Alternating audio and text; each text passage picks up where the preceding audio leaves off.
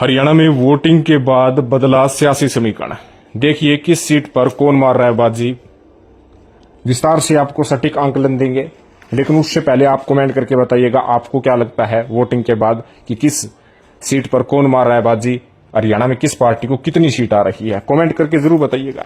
सबसे पहले आपको बता दें कि हमने विभिन्न लोकसभा सीटों पर फील्ड में भी जाकर सर्वे किया है, ऑनलाइन सर्वे भी किया है और तरह तरह से हमने तमाम हमारे साथियों के साथ प्रत्येक लोकसभा सीट पर विचार विमर्श भी किया है। लेकिन अंतिम समय में जो चुनाव का घुमाव हुआ उससे कई लोकसभा सीटों पर बड़ा असर हुआ है। कहीं ना कहीं सिरसा वाले डेरा ने फिर से बीजेपी को समर्थन दिया, काफी कुछ अंतिम समय में बदलाव हुआ। और उसके साथ साथ यदि हम बात करें तो आपको बता दें कि कुछ अहम फैक्टर भी साबित हुए हैं जिसके कारण हरियाणा का चुनाव दिलचस्प हुआ है। सबसे पहले आपको कुछ फैक्टर्स बता देते हैं कि बीजेपी के वोट प्रतिशत में वृद्धि इस इलेक्शन में होने वाली नहीं है। जो उन्हें उम्मीद थी कि वोट प्रतिशत बढ़ेगा, ऐसा कुछ नहीं है। उनका गिराफ ऊपर नहीं जाएगा, डाउन आ सकता है। शहर में बीजेपी अत्यंत मजबूत दिखी है, ग्रामीण में कांग्रेस के लिए एडवांटेज दिखी है। नॉन जाट वोट बैंक का एक बड़ा धड़ा आज भी बीजेपी के साथ है। कहीं ना कहीं कांग्रेस पार्टी ने नॉन जाट वोट बैंक पर कोई ऐसी रणनीति नहीं बनाई जिससे कि उनके पास वो वोट बैंक आ जाए। अगर ये रणनीति कांग्रेस बना लेती तो बीजेपी के लिए सिरदर्द साबित हो जाती। लगभग सभी सीटों पर आर पार की जंग थी। आपको बता दें कि इस लोकसभा परिणाम से हरियाणा के विधानसभा चुनाव में काफी इफेक्ट साबित होगा। जी हाँ, अब हम डायरेक्टली उन सीटों की बात करते हैं जिन पे बीजेपी मजबूत है, जहां पर बीजेपी जीत रही है। तो वो है गुड़गांव, करनाल, अंबाला और फरीदाबाद। यहां से बीजेपी जीतती हुई नजर आ रही है।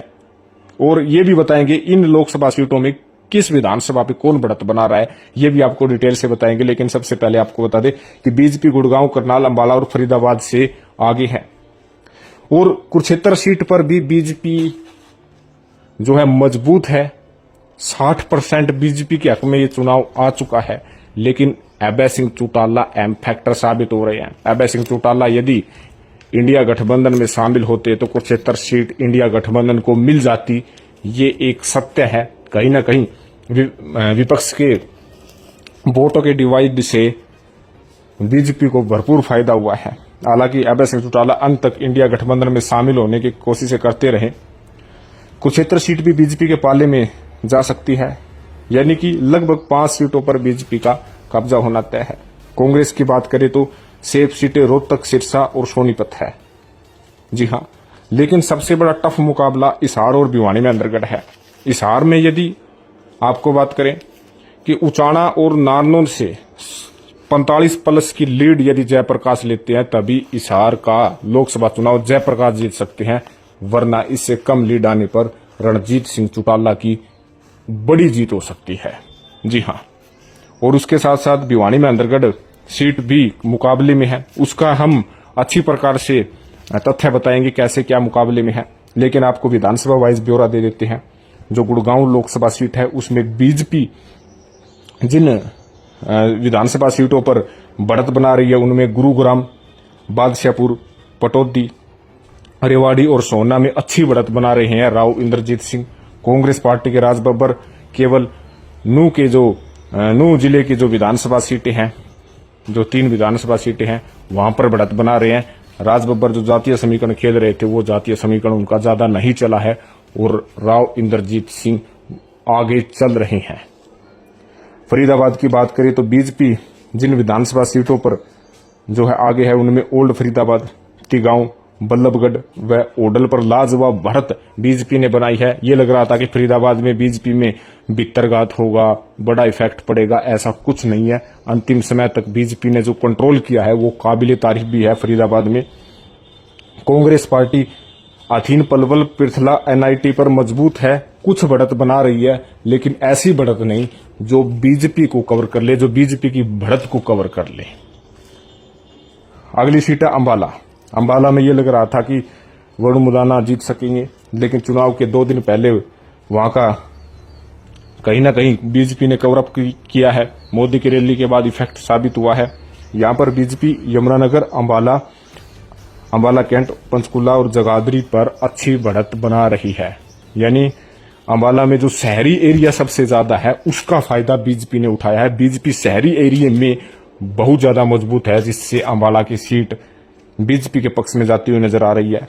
हालांकि मुलाना, सडोरा आदि सीट पर कांग्रेस भी आगे है। सोनीपत की बात करें तो बीजेपी गन्नौर, सोनीपत, गोहाना और राई से बढ़त बनाए हुए हैं, लेकिन इतनी बड़ी बढ़त नहीं है कि वे एक तरफा जीतते हुए नजर आए। लेकिन कांग्रेस ने जुलाना, सफीदो और जींद पर विशेष तौर पर ज्यादा बढ़त है। बड़ौदा सीट पर भी अच्छी पकड़ है। खरखोदा सीट पर तो बराबरी का मुकाबला जरूर है, लेकिन कांग्रेस पार्टी के लिए सोनीपत सीट एक एडवांटेज के रूप में है। अगली भिवानी महेंद्रगढ़। भिवानी महेंद्रगढ़ सीट राव बहादुर सिंह पर टिकी है। राव बहादुर सिंह यदि अच्छी वोट खींचते हैं तो बीजेपी को फायदा होगा, राव दान सिंह को नुकसान होगा। तो हम आपको बता दें कि बीजेपी भिवानी, नारनौल, तुसाम और लुहारू में बढ़त बना रहे हैं। सबसे खास बात है कि धर्मवीर सिंह जो जाट वोट बैंक है, अंतिम समय में जाट वोट बैंक भी धर्मवीर सिंह को जाते हुए नजर आए हैं। कहीं ना कहीं जाट वोट बैंक अंतिम समय पर अपना घुमाव दिखाया है, उससे फायदा हुआ है। हालांकि कुछ जाट वोट बैंक राव दान सिंह के भी साथ आए हैं, लेकिन अंतिम समय में मोदी ने जो रैली की थी अंतिम दिन, उससे भिवानी महेंद्रगढ़ का सियासी समीकरण में बहुत बड़ा फेरबदल हुआ है, क्योंकि उस समय तक राव दान सिंह आगे चल रहे थे। कांग्रेस पार्टी से महेंद्रगढ़, अटेली, बाडड़ा, चरखी दादरी और नांगल चौधरी में बढ़त बना रहे हैं, लेकिन महेंद्रगढ़ से राव दान सिंह को 50 प्लस की बढ़त चाहिए। लेकिन वो बढ़त कैसे लेंगे वो तो उनको पता है। अगर वो महेंद्रगढ़ से 50 प्लस की बढ़त नहीं लेते हैं तो ये सीट धर्मवीर सिंह के पाले में जाती हुई नजर आ सकती है। फिर है इसार लोकसभा सीट। बीजेपी प्रत्याशी रणजीत सिंह चौटाला आदमपुर, इसार, आसी और बुवानीखेड़ा में अच्छी बढ़त ले रही है। जयप्रकाश उचाणा, उकलाना और नारनौंद में मजबूत है, लेकिन इन तीनों सीटों पर जयप्रकाश को 45 प्लस की लीड चाहिए। अगर इन तीनों सीटों पर भी 45 प्लस की लीड नहीं लेते हैं तो रणजीत सिंह चौटाला को वो हरा नहीं पाएंगे। तो कहीं ना कहीं इसार सीट पर मुकाबला कड़ा है। रोहतक सीट की बात करें तो बीजेपी कोसली, रोहतक और कल्लानौर में मजबूत है, लेकिन कांग्रेस पार्टी के प्रत्याशी दीपेंद्र हुड्डा गढ़ी, सांपला, किलोई, मैम, बादली, बेरी, झज्जर आदि में अच्छी बढ़त ले रहे हैं और कांग्रेस पार्टी रोहतक सीट निकाल रही है। करनाल सीट की बात करें तो करनाल सीट पर मनोहर लाल खट्टर के दाव काम आए हैं। अच्छी बढ़त मनोहर लाल खट्टर ले रहे हैं।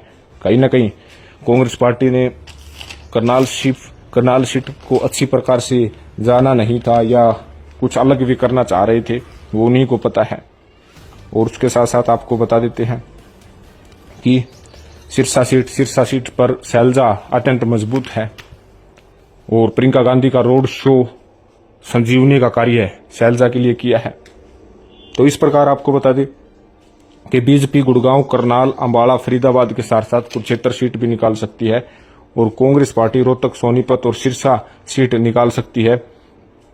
हिसार और भिवानी महेंद्रगढ़ सीट की बात करें तो हिसार, उचाणा, नारनौंद व उकलाना की जयप्रकाश की बढ़त पर डिपेंड है कि 45 प्लस से ज्यादा बढ़त लेते हैं तीनों सीटों पर तो जीत सकते हैं, वरना हार जाएंगे। Bhiwani Mahendragarh seat Rao Bahadur Singh M factor साबित हो रहे हैं और उसके साथ साथ यदि राव दान सिंह 50 प्लस की बढ़त महेंद्रगढ़ से ले तभी वे इस चुनाव को जीत सकते हैं, वरना धर्मवीर यहां से मैदान मार सकते हैं।